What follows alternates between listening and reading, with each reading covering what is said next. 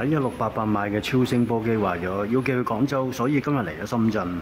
為咗我仔，另外買多部新嘅超聲波，比呢部更強。呢部整翻之後後備用。各位朋友嚟到 E 出口要小心一間嘢。今日嘅題目叫做老千與老實。上嗰集講會展中心站 E 出口有3間超級社企餐廳，20蚊食自助餐。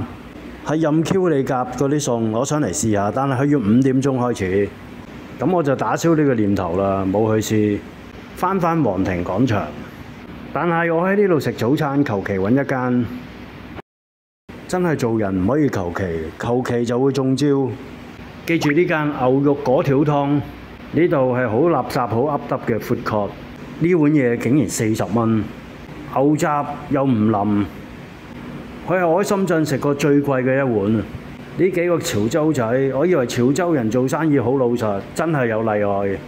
同我細佬一樣，老千與老實呢一集有排講。上嚟金鐘環商業大廈22樓，感至盲人按摩，揾個全盲嘅真係按得好啲，按到我瞓着咗。但係咪超級好呢？未至於。用港紙去結算係150蚊。呢度就算有得沖涼都唔會舒服。挑剔佢就係嗰張床好硬。決定去翻皇庭廣場食啲好啲嘅。好在嚟咗呢間咋，叫做遠古燒烤。佢開咗係2個月。早上40蚊食咗啲咁多嘅牛雜，又唔腍。大家估下我呢餐，我食咗好多嘢，係6樣嘢，大份高質素，竟然係80蚊。因為呢度係打64折。記得唔好即刻埋單，一定要買美團嗰隻64蚊頂100，或者係大眾點評買優惠套票，佢最多一台可以用3張。海鮮係唔可以用，呢個花生好高質素，係送嘅。羊肉係5大串，北京水準。呢度羊肉食得出係現切好新鮮，好過食盒馬嗰啲嘅羊肉。呢個花生冇得頂啊！4隻蠔好大隻，尚算新鮮。睇我80蚊食啲乜嘢？紙巾3蚊，檸檬茶9蚊，雞翼1串有2隻，可以揀雞全翼，雞全翼係11個半。檸檬茶小冰唔要糖，串擺喺個籤筒度。再嚟係空口油牛肋條5大串，係新鮮嘅牛食得出。大眾點評打卡再送一個奶凍，奶凍麻麻地冇乜味。各位朋友，咁樣就係80蚊啦。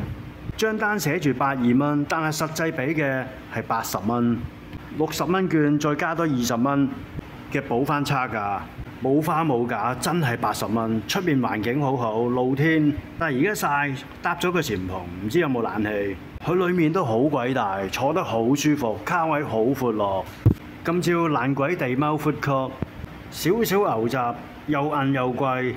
呢度坐得又舒服，大件牛肉羊肉有北京嘅水準，北京嘅羊肉係特別好嘅，呢個絕對有水準，唔難怪佢老闆都話呢度生意好好。仲有鮮烤大羊排，細份89，中份169，大份259。串燒花牛肉33個8 5寸，全部大串，仲有雞軟骨23個8 5寸，仲有遠古燒大蝦。係30蚊，有3隻。呢間店叫做遠古燒烤，仲有炒小菜、爆炒螺丁、瑤柱鮮蠔粥、鹽焗活聖子、炒大海螺、烤乳鴿、麻辣蒜頭、烤豬蹄、烤大魷魚，仲有烤五花豬肉串，5寸係23個半，仲有烤肥腸5寸24個8，扇貝6隻。係48，仲有烤鰻魚、烤黃牛肉、茄子係11個8，烤韭菜係10蚊，爆烤牛油粒10寸係21個9，佢仲有一揸嘅啤酒，瓶裝嘅啤酒，仲有白酒。呢間嘢真係水準高，連講過好似739燒烤，好似執咗，有網友話唔使去到咁遠啦，呢度坐得又舒服。皇庭廣場呢度啲店。關完一間又開一間，個老細話羅湖金光環廣場都有一間，佢準備開第3間。我食完之後讚不絕口，老細好開心。我係真心去評論同埋對比，同今朝食嘅所謂牛雜咁樣要40蚊的話，呢一餐真係超值啊！多1倍價錢，但係享受係多10倍。無論環境、內容、食物，我成6樣嘢咁樣先係80蚊。呢個老細真係好老實。而金鐘環商務大廈嗰個 food court 嗰間咁嘅牛肉果條湯，簡直係老千。陣間再講老千與老實，我有排講，全部我啲遭遇。卡馬王子有蛋撻試食。上一次講過護溪河圖酥，佢個草莓味沙翁又唔會甜，又好有草莓味。今次想試下佢個紅豆，我問店員好唔好食，佢話可以。一試果然俾佢合格。佢裏面係紅豆同埋芋頭，絕對有芋頭味，係冇甜味，係天然嘅甜味，佢冇特別放白砂糖。仲有呢個沙翁嘅包，口感咬口非常之好，好容易咬。我相信冇牙嘅老人家都可以咬得到。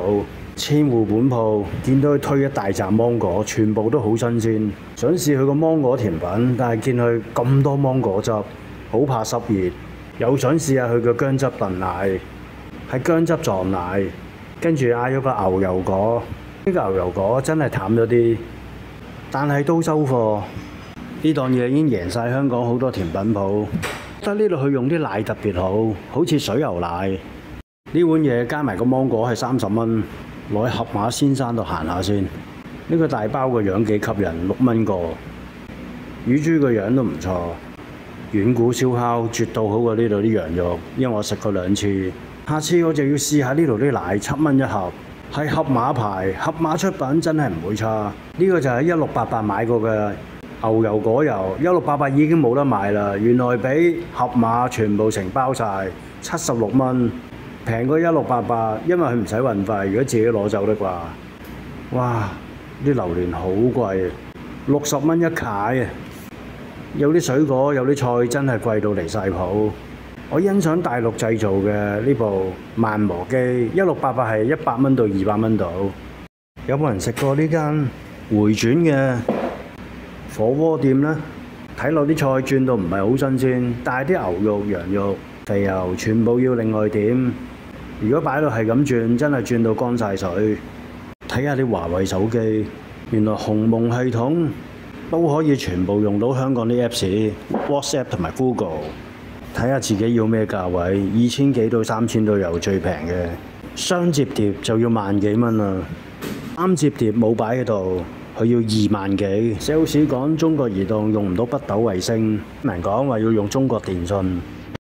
有啲人天生就係老千，我身邊特別多啲人淨係識攞着數。好似之前我老豆有一個好好嘅朋友，佢話我老豆關照過佢。跟住我好耐冇見，幾十年後原來喺13街度開車房。土瓜灣13街有一個住喺土瓜灣嘅人，都話千祈唔好幫襯，嗰度全部都係老千。如果呢個我老豆嘅好朋友，亦都冇例外。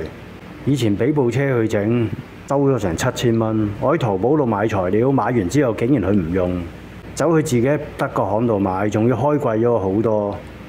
佢要1700蚊，但我零件只係600幾蚊，人工仲要貴人1000蚊。我早有問過，人哋700蚊都肯制，佢人工收咗1700蚊，總共係7000蚊，冇乜嘢整，淨係換咗個機等膠。啊啲計友，佢話咁樣唔叫老千係乜嘢？唔熟唔食，知道佢有睇我台，我一路都唔信條氣，我一定要講。佢仲叫我成日幫佢喺1688買嘢，我真係唔想睬佢。嗰次買個睡眠儀。香港買要600蚊，我同佢買只係100蚊，真係數翻100蚊俾我。佢仲喺度講淘寶買啲零件唔掂嘅，咁你係叫我喺淘寶買嘢？老千就係老千，你識佢，佢都會老千你；唔識嘅，好似大角咀嗰間老實嘅，你揾佢，佢就俾一個合理嘅價錢你。最驚就係身邊嘅人，好似我細佬咁，我已經講咗100次，次我去報警，佢話你金額太大啦，已經唔係小額錢債。可以講係過百萬，佢呃咗我過百萬，係嗰層樓唔俾翻首期我。按我俾嘅份數，其實我應該攞翻100萬。香港嘅法律就係咁，最衰我冇咗流水帳，另外擺40萬落去度都冇咗一半。仲要俾佢出言侮辱。佢話長貧難顧，我話唔使你顧，你唔好呃我啲錢，我唔使你長貧難顧。證據就喺個渣打銀行存摺度，但係佢話佢抌咗，即係毀滅證據。另外一個老千就係我另外一個老表，以前佢喺信和中心開咗一間賣日本明星嘅 poster， 佢賺咗好多錢。